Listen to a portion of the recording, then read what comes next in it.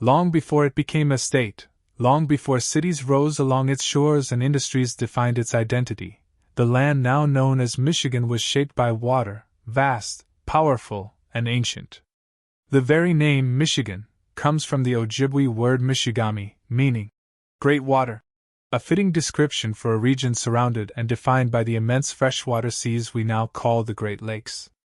To understand Michigan is to understand its geography.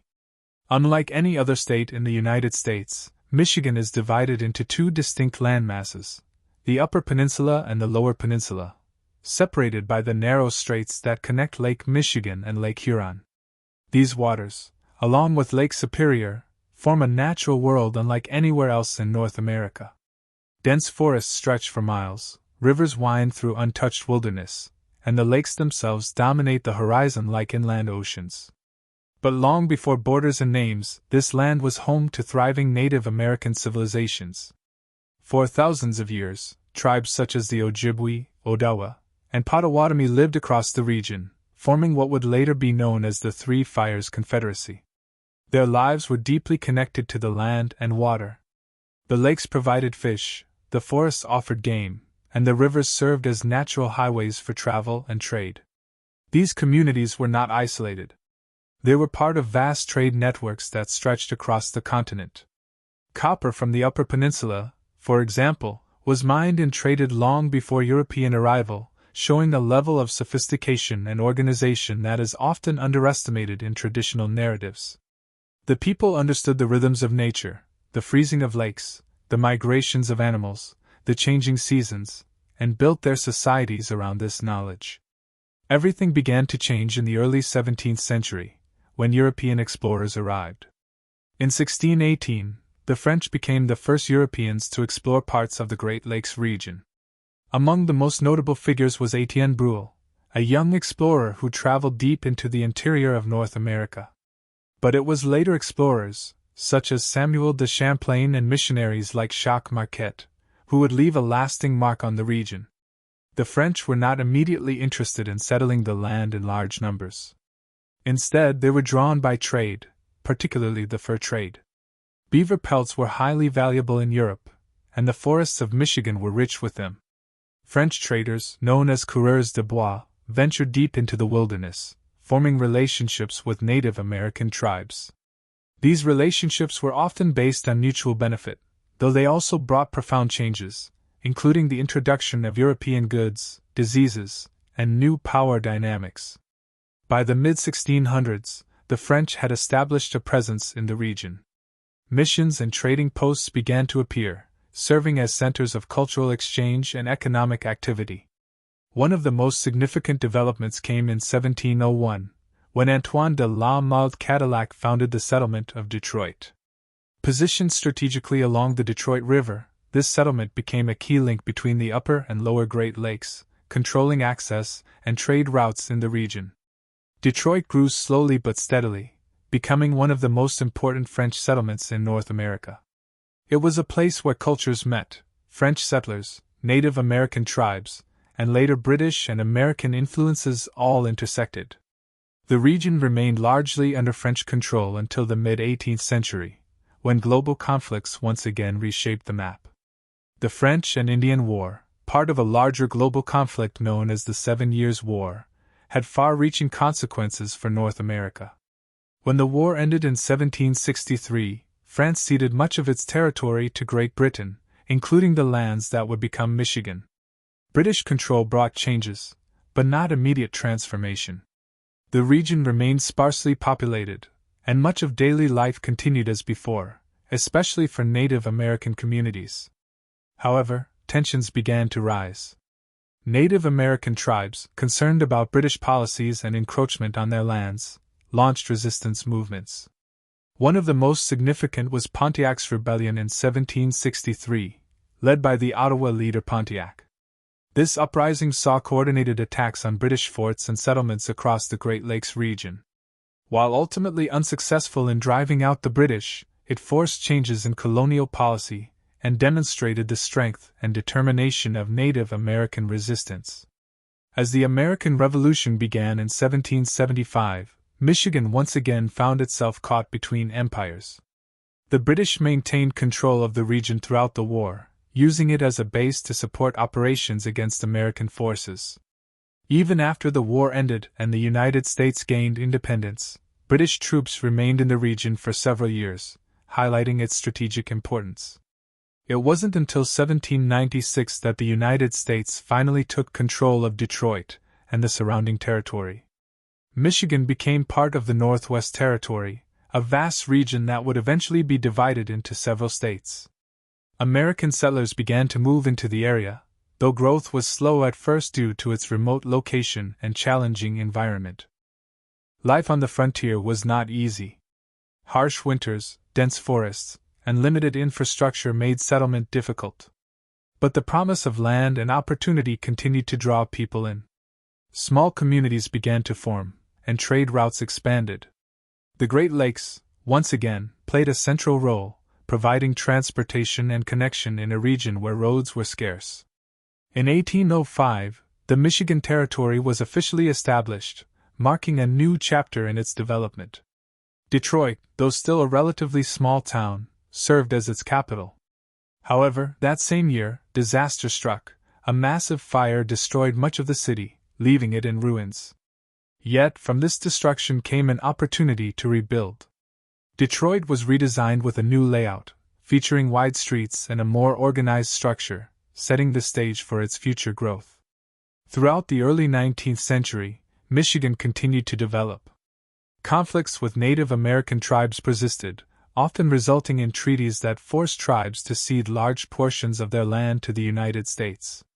These agreements, frequently made under pressure or unequal conditions, led to the displacement of Native American communities and opened the land to further settlement. By the 1830s, Michigan's population had grown significantly, fueled by migration from other states and immigrants from Europe. The territory sought statehood, but its path was not straightforward.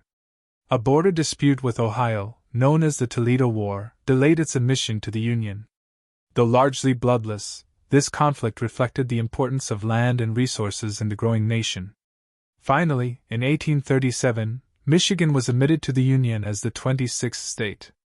In exchange for relinquishing its claim to the Toledo Strip, Michigan received the Upper Peninsula, a region that at the time seemed remote and less valuable. However, this decision would prove to be incredibly significant, as the Upper Peninsula would later reveal vast mineral resources, including iron and copper, that would drive Michigan's economic growth.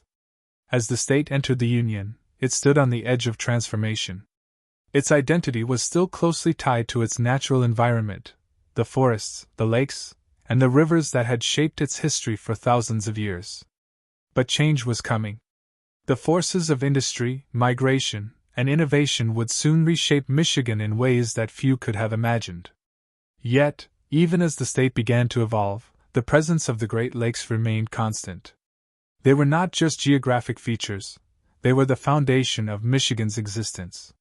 They influenced its climate, its economy, and its culture. They connected it to the wider world while also setting it apart as a unique and powerful region. The story of Michigan, like the waters that surround it, is one of movement, change, and endurance. From the early Native American civilizations to the arrival of European explorers, from colonial struggles to statehood, every chapter has been shaped by the land and water that define it. And as the waves of the Great Lakes continue to crash against its shores, they carry with them the echoes of the past, a reminder that Michigan's story did not begin with its statehood, but long before, in a land of great waters, where history flows as endlessly as the lakes themselves. As Michigan entered the mid-19th century, it stood at the threshold of transformation. What had once been a remote frontier shaped by forests, lakes, and scattered settlements was beginning to evolve into something far more dynamic. The forces of industry, migration, and technological innovation were converging, and Michigan was perfectly positioned to take advantage of them. In the decades following statehood, Michigan's economy was driven primarily by its natural resources. The vast forests of the Lower Peninsula provided an abundance of timber, fueling a booming lumber industry. Logging camps sprang up across the region, and rivers became highways for transporting massive logs downstream to sawmills. Towns grew rapidly around these operations, their fortunes tied to the rise and fall of the timber trade.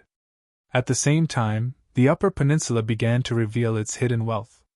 What had once been considered a remote and seemingly insignificant region turned out to be rich in valuable minerals. Deposits of copper and iron were discovered, sparking a mining boom that would reshape the state's economy. Mining towns emerged in rugged landscapes, where workers braved harsh conditions to extract the resources that would fuel America's growing industries. These developments attracted waves of immigrants from Europe, particularly from countries like Germany, Ireland, Finland, and Sweden. They came seeking opportunity, bringing with them their cultures, traditions, and labor. Michigan became a diverse and vibrant place, where different communities contributed to the state's growth while also shaping its identity. But it was in the late 19th and early 20th centuries that Michigan would undergo its most dramatic transformation, one that would not only redefine the state but also change the world. This transformation was driven by a single invention, the automobile. At the center of this revolution was the city of Detroit. Already an important hub due to its location along the Great Lakes, Detroit became the birthplace of the modern automotive industry. Visionaries and entrepreneurs saw the potential of the automobile as more than just a novelty. They saw it as the future of transportation. Among these pioneers was Henry Ford, a man whose ideas would revolutionize not only how cars were made but also how people lived and worked.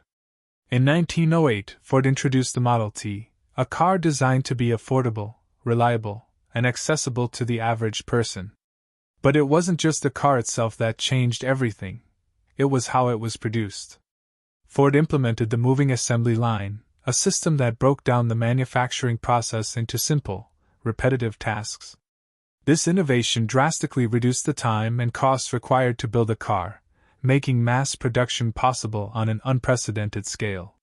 What once took over 12 hours to assemble could now be completed in just a fraction of that time. The impact was immediate and profound. Automobiles, once a luxury item, became available to millions of Americans. Roads were built, cities expanded, and the way people lived began to change. Michigan, and particularly Detroit, became the heart of this new industry, earning the nickname, the Motor City. Other companies soon followed. General Motors and Chrysler were established, creating competition and driving further innovation. Together, these companies formed what became known as the Big Three automakers, dominating the global automotive industry for decades. With this industrial boom came rapid urbanization. Detroit's population exploded as workers flocked to the city in search of jobs. Factories ran day and night, producing cars at an astonishing rate. The city became a symbol of American industrial power, a place where opportunity seemed limitless. But this rapid growth also brought challenges. Working conditions in factories were often difficult, with long hours and demanding labor. In response, labor movements began to take shape. Workers organized, demanding better wages, safer conditions, and the right to unionize. One of the most significant developments in this struggle was the rise of the United Auto Workers, UAW, a labor union that played a crucial role in advocating for workers' rights. Strikes and negotiations led to improvements in wages and working conditions, helping to establish a stronger middle class in Michigan and across the United States. Meanwhile, Michigan's agricultural sector continued to thrive. The state became known for producing a wide variety of crops, including apples, cherries, and sugar beets. Rural communities remained an important part of Michigan's identity, even as cities grew and industries expanded. The early 20th century also saw Michigan play a role in national and global events. During World War I and World War II, the states were critical to the war effort. Factories that once produced cars were converted to produce tanks, aircraft, and other military equipment. Detroit became known as the arsenal of democracy, supplying the materials needed to support Allied forces. The war effort brought further economic growth, but it also highlighted social tensions. The Great Migration saw large numbers of African Americans move from the South to northern cities like Detroit in search of better opportunities.